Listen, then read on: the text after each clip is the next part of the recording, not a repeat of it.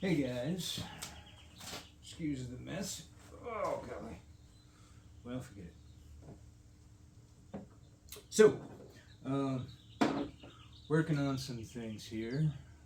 Part of what's going on, I have this door panel that I took off a little while ago, and no, I didn't crack this. It was already cracked.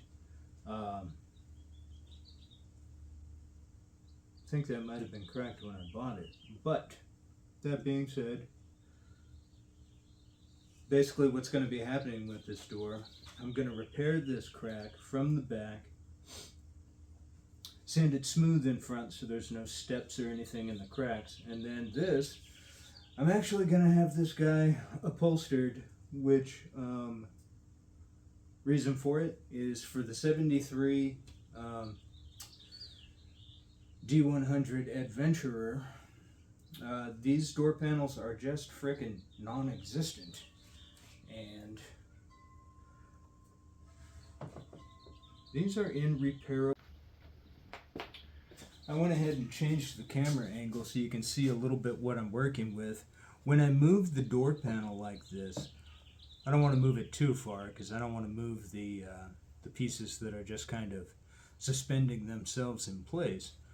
But obviously that crack needs to be corrected before we can go any further on this door. I'm going to do this with, well, I'll talk you through the process while I'm doing this. Getting some gloves on just because I've super glued myself to too many surfaces over the years to not just know that I need to put on gloves. Now to do this, I'm using, you can use whatever you want, I'm using this Loctite super glue. It's not my favorite super glue in the world, but it works just fine, and it's thin enough to allow it to kind of seep down into these cracks a little bit.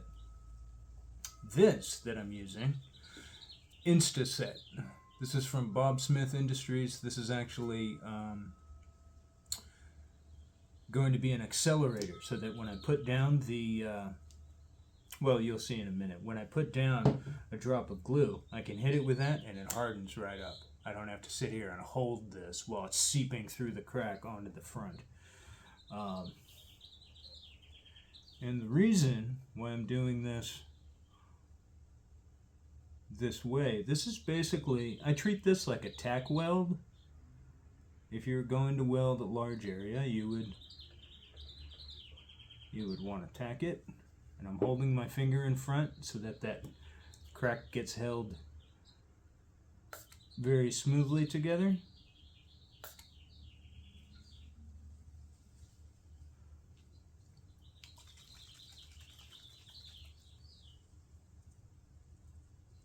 I don't feel like this is setting that glue off very well at all.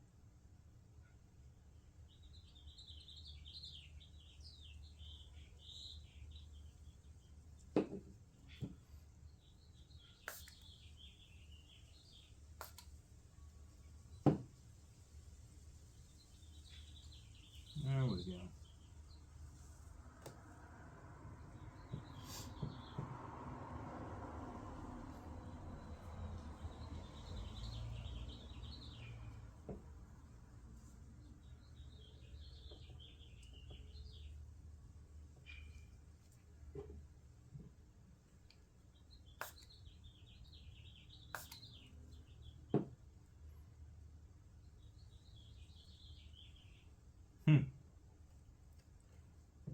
There is a chance here.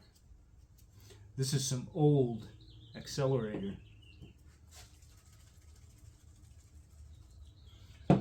Normally that sets it up, boom, like that. This I have to wait 5 or 6 seconds. Not the end of the world, just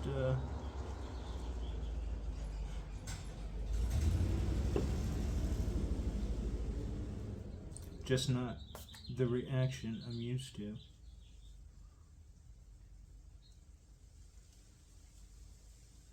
Yeah, that's crazy. That's taken like 5 or 6 seconds to set that up. Um,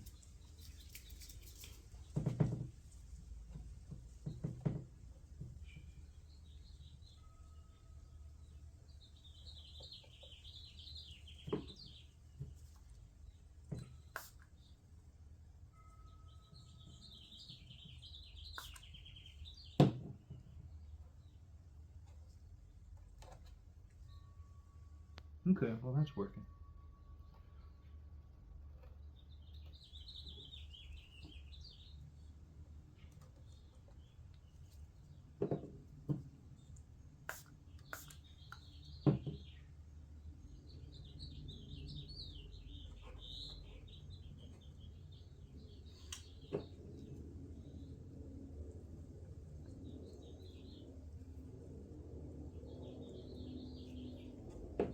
And for those of you who are not familiar with what I'm doing here, I should just tell you, this won't be enough to set that in place. Not to where it would be structural. Part of the reason I'm not worrying about it is because my plan. Sorry, I'm just seeing some other little cracked areas.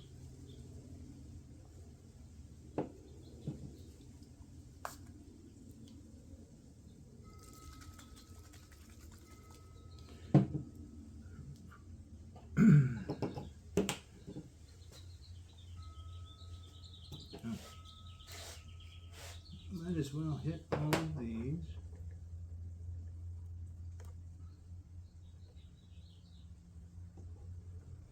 And I may as well tell you another reason why I'm doing this on the back. I'm sure you can see how messy I'm being with this glue. Doing this from the back allows me to be a little bit messy without having to worry about it.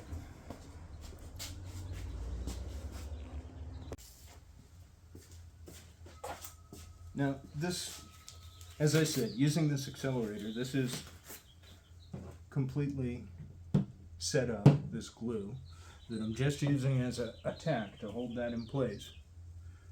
And you should be able to see on the front here, even when I run my, a little bit of a high spot there.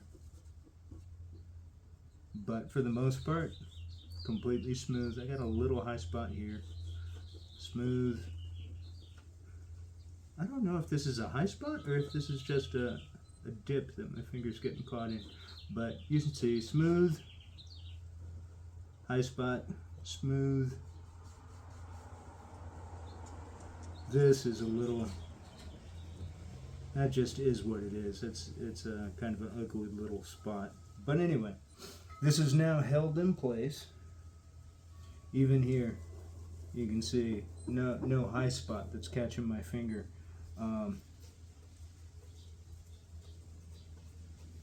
This spot over on the side, it'll be fine. It's just a little bit ugly, but like I said, I'm upholstering that front, so once I'm done doing the fiberglass on the back, I will go ahead and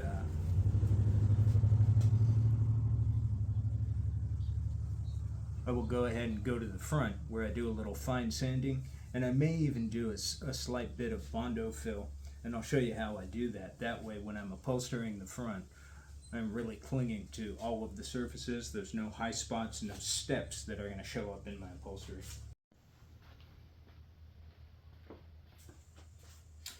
Alright, so the next steps on this, again, this is all glued and it's all, it's all tacked in place. This isn't going to go anywhere. Don't push on it too hard. But, like I said, that super glue, it's enough to hold this in place, but it's not enough to make this structurally strong. So what I'm doing, I'm going to show you roughly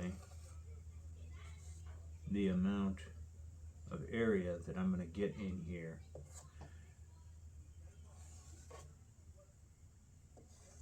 And reinforce all of this with fiberglass. Now earlier I was talking about the fact I'm going to get in here and I'm likely going to be pre-wetting my fiberglass.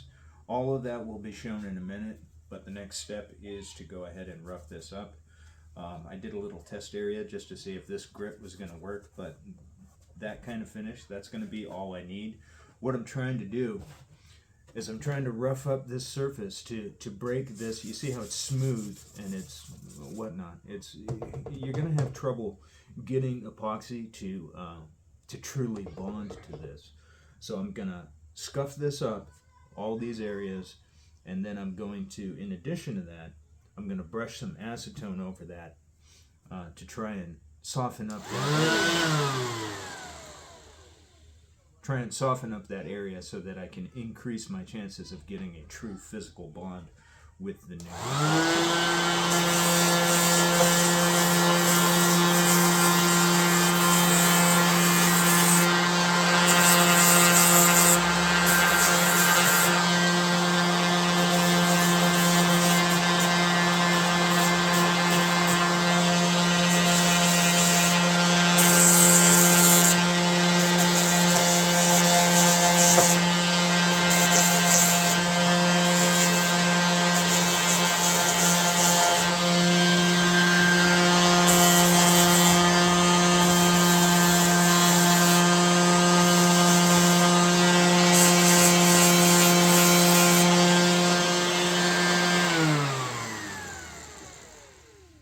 Now obviously in some of these areas that I can't get this this sander into, I'm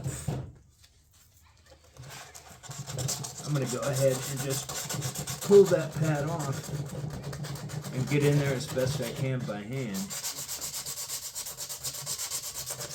and rough up these areas.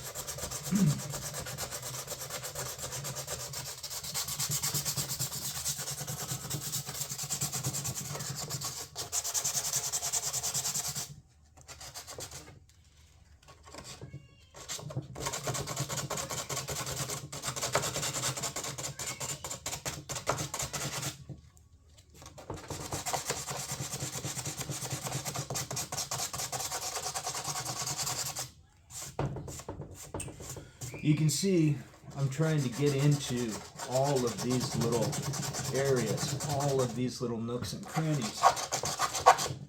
The reason for that is that all of these little nooks and cranny areas, these are the areas where it's most likely that the epoxy will not grab.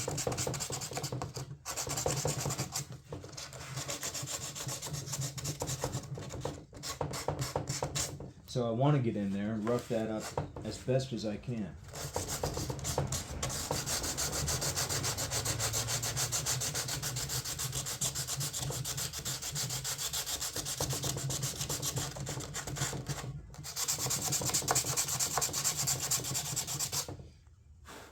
Whoa.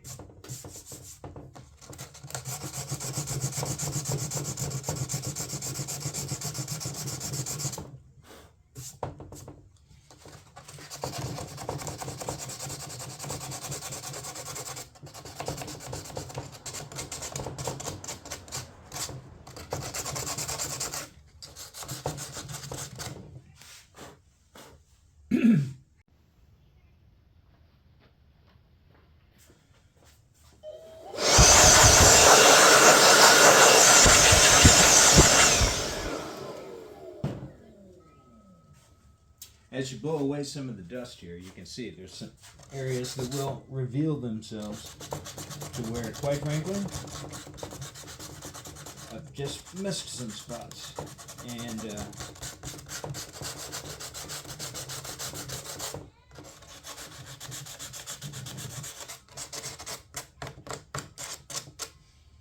And I want to get back in and try and hit those spots, which I'm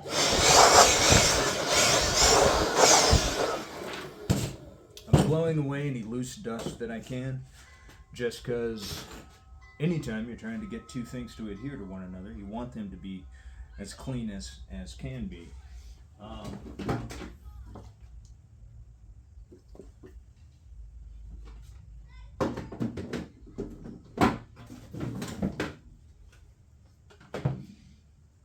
this next part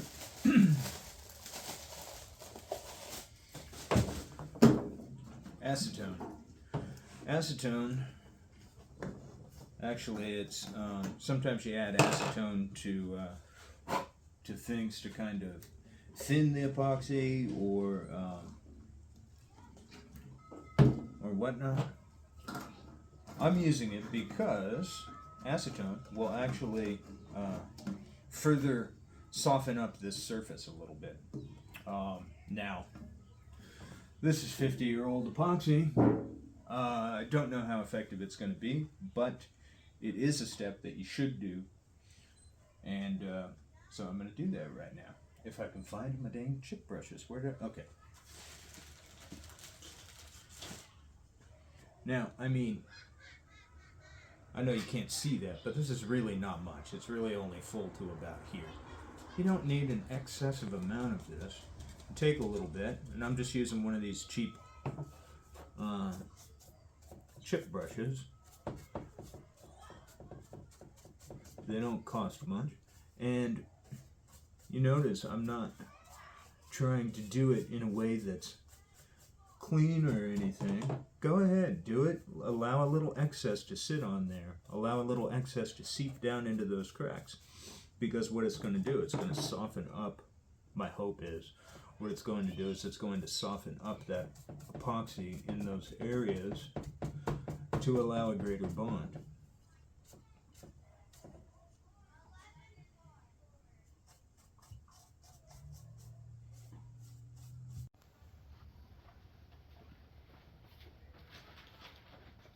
Now, I did say before that I was going to be thickening up my first little bit of epoxy. And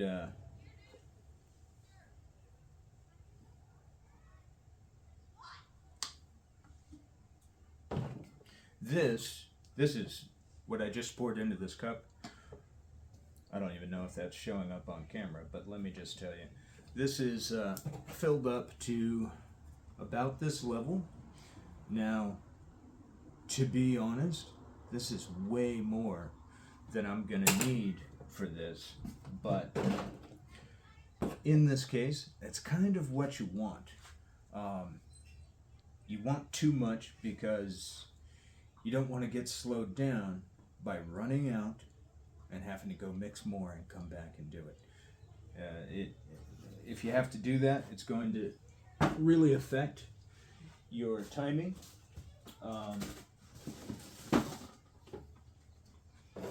In doing this stuff, which is going to affect how quickly and effectively you can lay down your coats. This white powder that's here in this bin of mine, this is fumed silica, and this is what I'm going to be using to thicken up my epoxy for this first layer.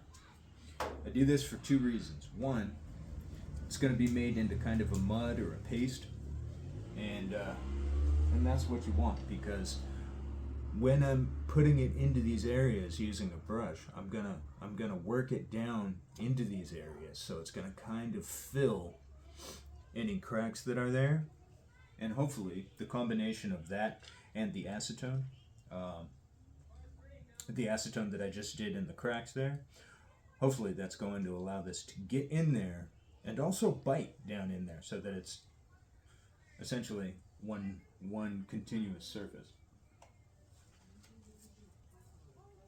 Now, I just put on my respirator because all of this is nasty, but quite frankly, the nastiest thing in this entire garage is this. This stuff is so fine that even with this respirator, some of it gets through. You need a respirator. You can't use like an N95 mask. These particles are so small they will go right through an N95 mask and directly into your lungs. So just be aware. Personal protection equipment exists for your safety. The longer you do this sort of thing, like I said, I do this, I work with fiberglass for a living, and I can tell you it's not bullshit. If you don't do this, you're not going to be able to do this kind of work very long in life.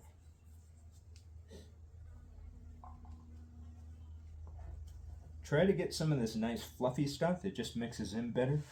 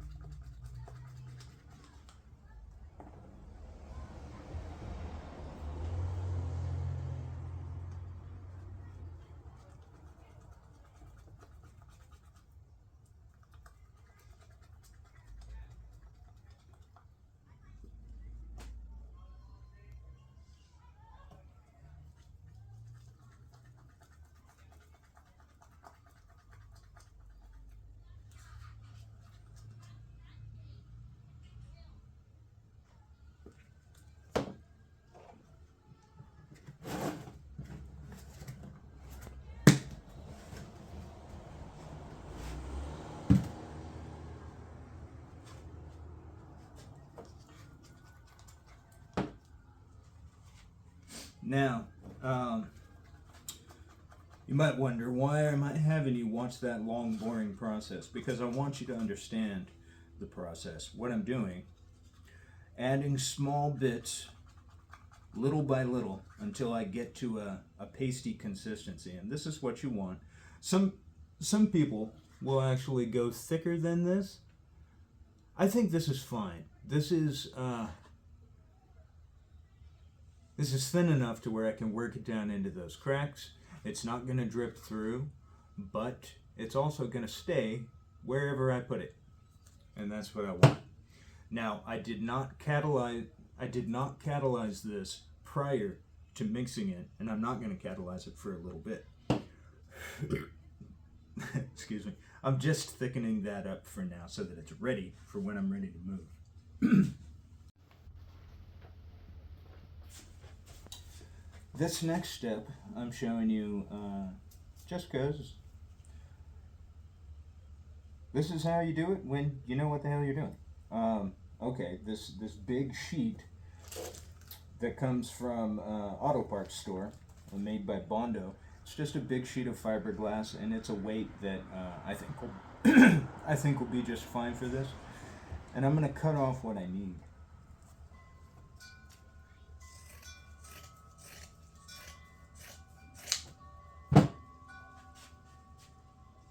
Same thing here. This is probably more than what I need, but I'm not doing it in strips. I've seen people do it in strips. I get it. It seems like it just makes things easier, but I don't like it. I like to do small pieces so that I can overlay them so that I really get a strong structural piece when I'm done.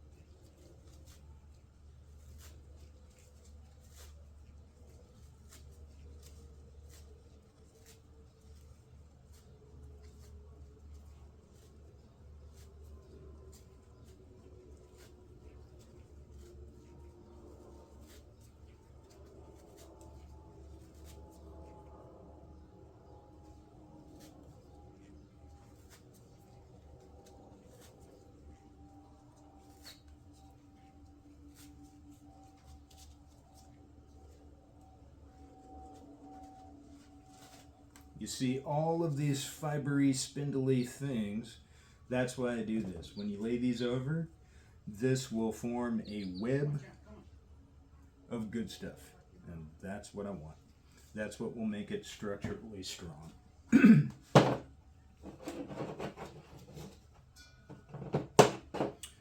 Now,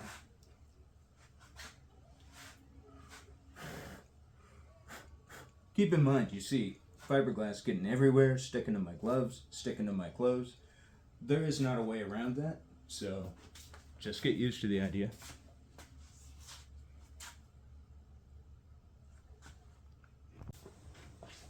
All right, now this is how much epoxy I didn't really measure it out. I'm just eyeballing it. My bet is that that's going to be too much. That's absolutely fine. Like I said, I want too much. I don't want to have to stop in the middle of what I'm doing and mix another batch to make this take whatever, potentially twice as long, because I'm going to be flying through this process.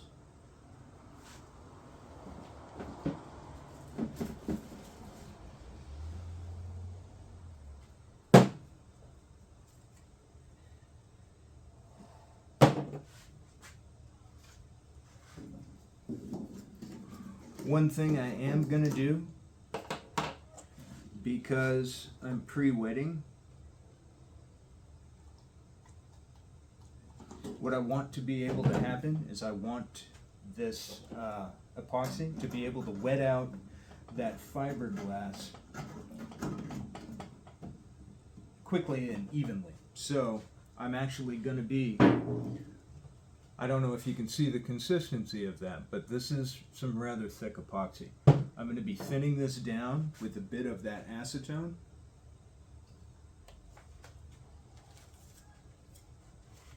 And I'm doing this before I catalyze it.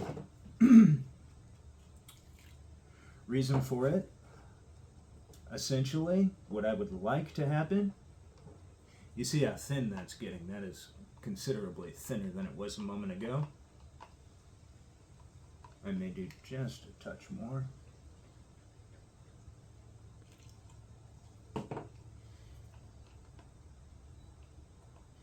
There we go. This stuff is going to wet out this glass like nobody's business.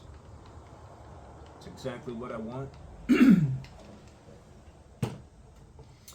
And before I get into this process, I'm actually going to wet this one more time with some acetone. Because as the acetone flashes off, that softening effect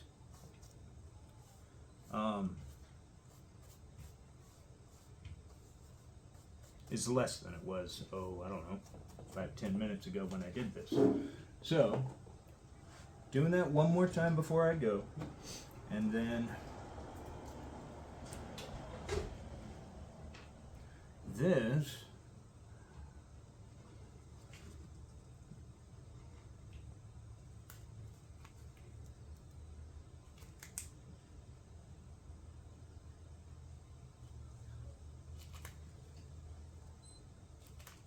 you will notice I am not doing the 30 drops per milliliter thing, whatever measurement they have on the back of the fiberglass or of the epoxy container.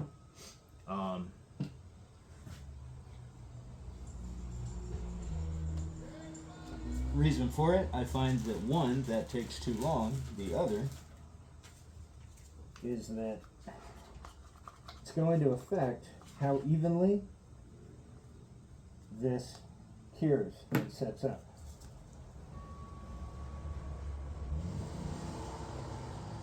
And I am spreading this everywhere that I have sanded,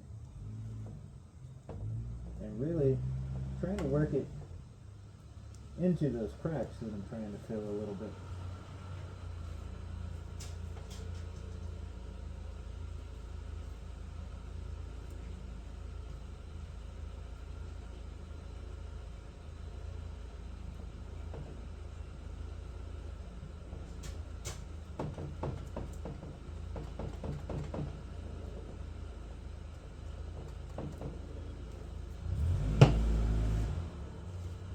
Like I said, that amount that I brought out before was probably far too much.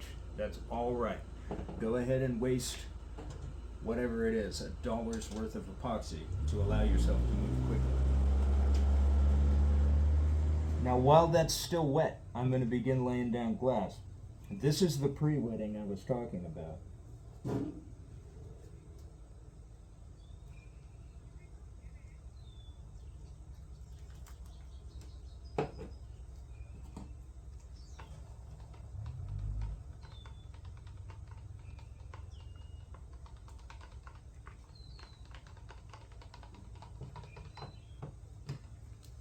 One of the things that pre-wetting will do is it allows you to move fast enough to where you can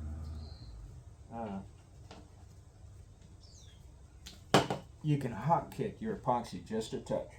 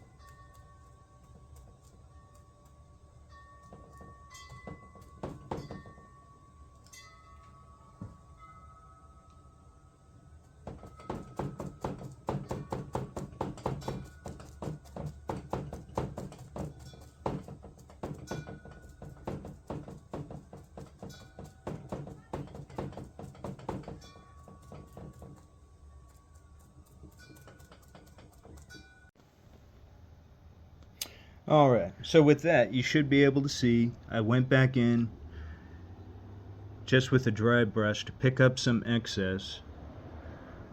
Now, you could arguably say this is a little bit of an ugly job. Yes, it is.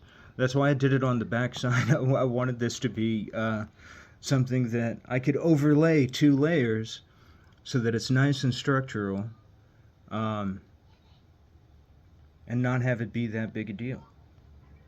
These little wispies that are hanging off here, I left those. I chose to not even address them because if I do, I'm going to have excess epoxy dripping around onto the front side of this thing, and that's not what I want. I can always take those out later with a scissors and a DA. And this back portion, where this screw comes through, yes, you're right, going to have a high spot. I'm going to go ahead and do the same thing. Level that out with the DA once this is cured. Let's take a look at this mud. Okay, this mud, it's already beginning to thicken substantially. It's exactly what I want. I want this to cure. And I want this to cure without waiting fucking 6 hours. So I mixed it a little bit hot, and it's already starting to gel. Your excess, as I said, I like to have too much, but that's a lot of leftovers. That kind of quantity, and even this, that kind of quantity, when it's thick like that, it is going to generate a ton of heat when it's curing. So what I suggest is, it's going to generate a ton of heat when it's curing. I will typically take these and I'll go to the sink and just add a bit of water to each. What that'll guarantee is, fine, it'll heat up. It'll likely melt that plastic cup and even steam a little bit with that water in there. But one thing it's not going to do is catch fire. So that's what I suggest. Drop a bit of water into each and you'll be safe. This is going to take a little while to cure, and then we'll pick it up and see what we got. I was mentioning earlier dropping a little water into each of these for the excess. There's water sitting on top that you can see there. This right now, this has begun to set up. It's actually very hot to the touch. That's the purpose for the water, and that's about the amount you want. You want enough to where the water can, you can see air escaping as that as that is heating up. Same thing here. Rock hard. Oh yeah, pretty hot to the touch. That's why you want the water. It's been about 20 minutes since I laid this down, and whoops, and just to give you some indication, yeah, it's kind of just gelled hard, but yeah, that's why you kick it a little bit hot. That way you're not waiting here 6 hours for this thing to do anything. Also, when it gels that hard that quickly, what it allows it to do is gel in the position that it is when you lay it down. A lot of times, if you don't mix in enough of the hardener, what'll happen is it'll take forever to gel, and you'll come back in a half an hour and you'll start seeing air bubbles that are appearing. And the reason for it, it didn't lay down long enough. It took too long to cure, and the pieces begin to start moving, or air begins escaping from the epoxy, and you get little air bubbles and whatnot. This looks pretty good, and I don't know, I didn't mix it too hot, so I guess we'll have to see how long that actually takes to cure. But for right now, it's on there and it is good. It is on its way. We'll see how it looks at the end of an hour.